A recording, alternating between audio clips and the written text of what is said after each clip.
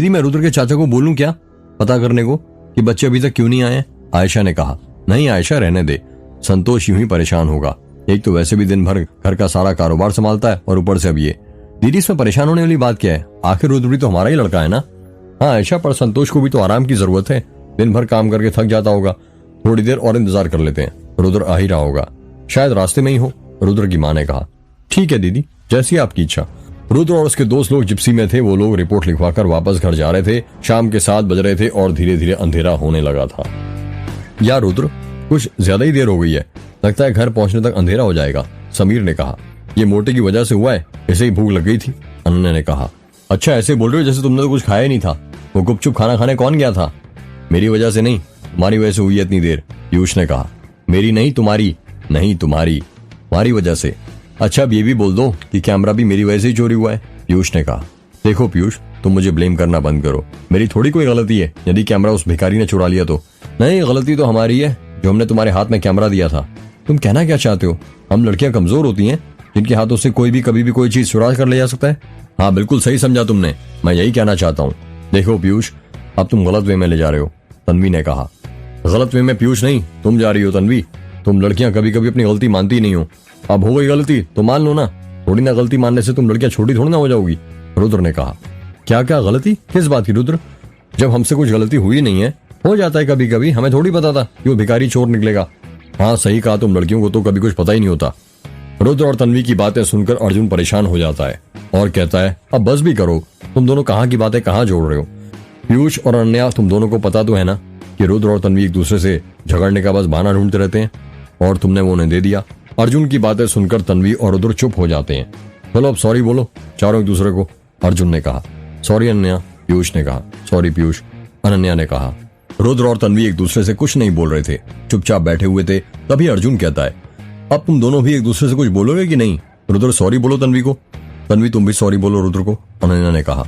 मुझे नहीं कहना किसी सॉरी वॉरी, वैसे भी जिसको गलतियां करने की आदत हो उसे सॉरी कहने से कोई फायदा नहीं है, रुद्र ने कहा। और मुझे भी किसी से सॉरी नहीं कहना, जिसे माफ करना आता ही नहीं उसे सॉरी कहने से क्या फायदा, तन्वी ने कहा। तुम दोनों ना कभी नहीं सुधरोगे, जिद्दी के जिद्दी रहोगे, अनन्या ने अपने सिर पर हाथ रखते हुए कहा। रुद्र जिप्सी चला ही रहा था कि तभी अचानक वो जिप्सी चलाते चलाते ब्रेक लगा देता है, जिस कारण सभी लोगों का बैलेंस बिगड़ जाता है। क्या हुआ रुद्र, तूने ये अचानक ब्रेक क्यों लगा दिए? वो तो अच्छा हुआ तूने ज्यादा कसकर ब्रेक नहीं लगाया, वरना जिप्सी पलट जाती और हम लोग नीचे होते, समीर ने कहा। हाँ यार रुद्र, तू पगला रहा है क्या धीरे धीरे, अर्जुन ने कहा। ये सब छोड़, पहले तू ये बता तूने मेघ गांव के शुरुआती दरवाजे के पास जिप्सी क्यों रोक दिया?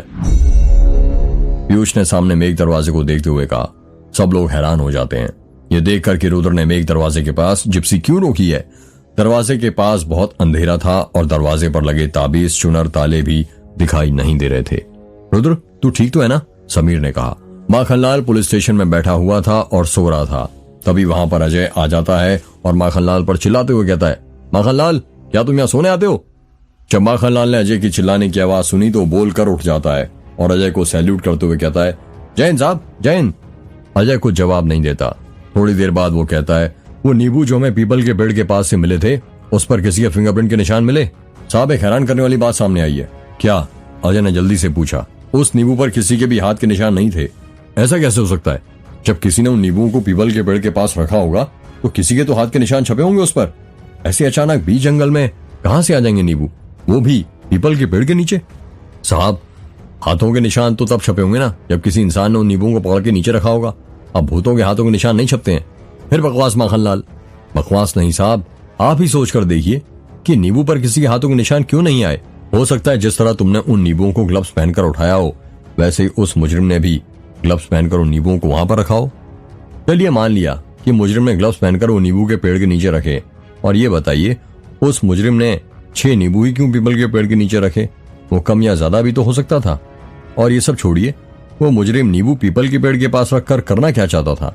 साहब मेरी बात मानिए, वो नींबू से काला जादू ही करना चाहता था। कहते हैं नींबू का प्रयोग सबसे ज्यादा काले जादू के लिए किया जाता है। माखनलाल वो मुजरिम नींबुओं से काला जादू करना चाहता था या क्या फिर कुछ और करना चाहता था, ये तो अब तभी पता चलेगा ना जब वो मुजरिम पकड़ा जाएगा। और अभी तो हमारा पूरा शक उस भिखारी पर जाता है जिसने कैमरा चोरी किया है। उसने जाने अनजाने में कैमरा चोरी किया या किसी ने उससे कराया है, हमें ये पता करना है, और ये तभी पता चलेगा जब हम उसे पकड़ेंगे। आपने ठीक कहा साहब, इसका मतलब हमारा अभी एक ही मकसद है, उस भिखारी को पकड़ना। हाँ तुमने ठीक कहा माखनलाल, वो भिखारी है जो अब हमें गौरी तक पहुंचा सकता है। रुद्र बताना तूने यहाँ पर मेघ दरवाजे के पास जिप्सी क्यों रोकी? अनन्या ने पूछा। यार वो मुझे ऐसा लगा कि मैंने वो भिखारी को यहाँ पर देखा, रुद्र ने कहा। क्या बात कर रहा है? पीयूष ने हैरानी के साथ कहा। तूने सच में उसे यहाँ पर देखा? समीर ने कहा। हाँ भाई सच बोल रहा हूँ। पर वो यहाँ पर क्या करेगा? समीर ने कहा। पता नहीं, रुद्र ने जवाब दिया। हो सकता है वो हमारा कैमरा वापस करने आया हो, अनन्या ने कहा। तुम पागल हो रही हो क्या अनन्या? कोई चोर चोरी करने के बाद चोरी के बाद सामान कभी वापस करने आता है क्या? पीयूष ने कहा। हो सकता है अच्छा चोर हो और कैमरे का यूज करना नहीं आता हो, इसलिए हमें कैमरा वापस करने आया हो, अनन्या ने कहा। तुम कितनी बेवकूफों वाली बातें कर रही हो अनन्या। अगर उस भिखारी को कैमरे का यूज करना नहीं आता तो उसे बेचकर कुछ पैसे तो कमा सकता था ना। या मैं वापस करने और खुद को पुलिस के हवाले करने थोड़ी ना आएगा, पीयूष ने कहा। अभी ये सब छोड़ो, उसका फैसला बाद में हो जाएगा कि वो भिखारी यहाँ पर आया क्यों था। पहले उसे ढूंढो तो सही कि वो कहाँ पर गया है, रुद्र ने कहा। हाँ रुद्र ठीक कह रहा है, अर्जुन ने कहा। सभी लोग जिप्सी से नीचे उतर जाते हैं और उस भिखारी को ढूंढने लगते हैं। यारों मुझे नहीं लगता वो भिखारी इतने अंधेरे में हमें मिल सकता है। एक तो पहले से ही काला है, ऊपर से काली शॉल ओढ़कर घूमता है, और यहाँ पर इतना अंधेरा है मुझे कुछ दिखाई नहीं दे रहा, पीयूष ने कहा। बेवकूफ, लगता है भगवान ने सारी बुद्धि हम लड़कियों को ही दी है। मोबाइल का तू दिन भर यूज करता है, कभी उसके टॉर्च को भी यूज कर लिया कर, अनन्या ने कहा। अरे हाँ यार मैं तो भूल ही गया था। सभी लोग अपने मोबाइल के टॉर्च ऑन कर लेते हैं और उस भिखारी को ढूंढने लगते हैं। वो लोग अलग अलग जगह पर उस भिखारी को ढूंढ रहे थे। मिला क्या? रुद्र ने कहा। नहीं यार नहीं मिला, अर्जुन ने टॉर्च पेड़ पौधे पर मारते हुए कहा। उन लोगों को भिखारी को ढूंढते ढूंढते काफी वक्त हो गया था, पर वो उन्हें कहीं नहीं मिल रहा था। समीर परेशान हो जाता है और कहता है, यार रुद्र हो सकता है तेरी आंखों को कुछ धोखा हुआ हो। नहीं भाई सच में मैंने उसे यहीं देखा था। तो फिर कहाँ चला गया अचानक? पता नहीं यार कहाँ चला गया। ये भिखारी भी ना बड़े अजीब हैं। गोंदिया से इतनी दूर यहाँ मेघ गांव के इस भूत के दरवाजे तक आ गया। यदि आना ही था तो डायरेक्ट तेरे गांव बलमाटोला आ जाता, हमें उसे ढूंढने में तो आसानी होती, पीयूष ने कहा। हाँ यार पर वो चोर तेरी तरह समझदार नहीं था ना, अर्जुन ने हंसते हुए कहा। एक बात बता, तुझे अंधेरे में डर तो नहीं लग रहा, इसलिए तू ये सब बोल रहा है, समीर ने कहा। पागल हो रहा है क्या? मैं क्यों डरूं भला? वो तो बस ऐसे ही। तो फिर तेरी फट क्यों रही है? मेरी नहीं फट रही। यार गाइस बस करो, तुम ये पागलों ऐसी बातें करना। मुझे नहीं लगता यहाँ पर वो भिखारी होगा। हो सकता है रुद्र से देखने में कोई गलती हो गई हो, अनन्या ने कहा। रुद्र कुछ सोचते हुए कहता है, हाँ शायद तुम ठीक कह रही हो अनन्या। कभी कभी हम लोग दिन भर जिनके बारे में सोचते हैं और बातें करते रहते हैं उनकी सूरत हर जगह देखने को लगती है। मेरा वहम ही होगा, वरना वो भिखारी यहाँ पर क्या करेगा। चलो चलते हैं वापस। रुद्र वापस से जिप्सी में बैठने लगता है और उसी के पीछे उसके दोस्त जिप्सी में बैठ जाते हैं। रुद्र जैसी जिप्सी चालू करता है अर्जुन उस जिप्सी में से उतर जाता है। अरे तू जिप्सी में से उतर क्यों गया? समीर ने कहा। अर्जुन जिप्सी में बैठ, हमें देर हो रही है, घर पर माँ और चाची इंतजार कर रही होंगी, रुद्र ने कहा। अर्जुन किसी की बातों का कोई जवाब नहीं दे रहा था, वो बस चुपचाप मेघ दरवाजे की ओर बढ़ रहा था। हे अर्जुन तू दरवाजे के पास क्यों जा रहा है? तन्वी ने कहा। अर्जुन रुक जा, भूल गया क्या राम काका ने बताया था इस दरवाजे के पास उस औरत के चिल्लाने की आवाज सुनाई देती है, पीयूष ने कहा। रुक जा भाई, आगे मत बढ़, अगर कुछ गड़बड़ हो गई तो लेने के देने पड़ जाएंगे, समीर ने कहा। तुम्हें वो दिख रहा है? अर्जुन ने दरवाजे की ओर बढ़ते हुए हाथ से इशारा करते हुए कहा। क्या? सबने एक साथ कहा। यार वो दरवाजे के ऊपर रेड लाइट चमक रही है, अर्जुन ने अपना हाथ ऊपर करते हुए कहा। अर्जुन दरवाजे के ऊपर जिस जगह की बात कर रहा था वहां पर लाल रंग की छोटी सी लाइट जल रही थी जो बंद चालू हो रही थी। सभी लोग जिप्सी से नीचे उतर जाते हैं और अर्जुन के पास जाने लगते हैं। यार ये लाइट तो कैमरे की रेड लाइट की तरह चमक रही है, तन्वी ने कहा। हाँ सही कहा यार, अनन्या ने कहा। अर्जुन उस दरवाजे के पास पहुंच जाता है और अपने मोबाइल का टॉर्च ऑन करके दरवाजे के ऊपर जहां पर रेड लाइट जल रही थी वहां पर मारने लगता है। ये तो कैमरे की तरह लग रहा है, कहीं समीर ये तेरा कैमरा तो नहीं? अर्जुन ने कहा। क्या बात कर रहा है यार? समीर ने हैरानी के साथ कहा। हाँ यार सच, देख आकर। समीर भागते हुए दरवाजे के पास जाता है और अर्जुन के हाथ में मोबाइल लेकर दरवाजे के ऊपर टॉर्च मारने लगता है।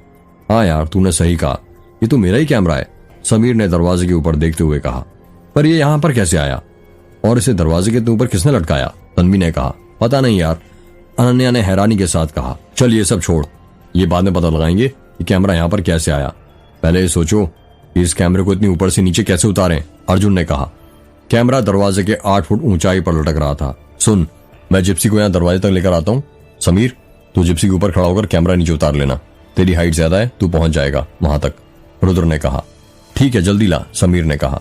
दीदी काफी देर हो गई है, अब मैं रुद्र के चाचा से बोल देती हूँ रुद्र और उसके दोस्तों के बारे में पता करने के लिए, आयशा ने रुद्र की माँ से कहा। अच्छा ठीक है, रुद्र की माँ ने कहा। आयशा और रुद्र की माँ हवेली के पास सोफे पर बैठकर बातें कर रही थी। आयशा अपनी जगह से उठती है और ऊपर वाले कमरे में जाने लगती है। वो सीढ़ियों के पास पहुंची थी कि तभी भागते भागते स्वाति आती है और कहती है, रुद्र भैया और उसके दोस्त आ गए हैं, माँ और बड़ी माँ। रुद्र की माँ और आयशा जब ये खबर सुनती हैं तो खुश हो जाती हैं और दोनों भागते हुए हवेली के दरवाजे के पास जाने लगती हैं। रुद्र और उसके दोस्त जिप्सी में से उतर जाते हैं और हवेली के अंदर जाने लगते हैं। अरे रुद्र बेटा तू आ गया, इतनी देर क्यों लगा दी? रुद्र की माँ ने कहा। रुद्र तुम्हें जरा भी अंदाजा है हमें तुम्हारी कितनी फिक्र हो रही थी? माँ और चाची हम घर के अंदर चलकर बात करें? और मैं ठीक हूँ, आप लोग फिक्र मत कीजिए मेरी, मुझे बहुत प्यास लगी है। हाँ हाँ क्यों नहीं, चलो घर के अंदर चलकर बात करते हैं, आयशा ने कहा। सब लोग घर के अंदर चले जाते हैं। राम काका, रुद्र और उसके दोस्तों के लिए जरा ठंडा पानी लेकर आना, आयशा ने राम काका को आवाज लगाते हुए कहा। जी छोटी मालकिन, अभी लेकर आया, राम काका ने रसोई घर में से कहा। समीर पहले तुम अपना काम कर लो, जाओ जल्दी, रुद्र ने कहा। हाँ अभी जाता हूँ। समीर रुद्र के कमरे में जाने लगता है।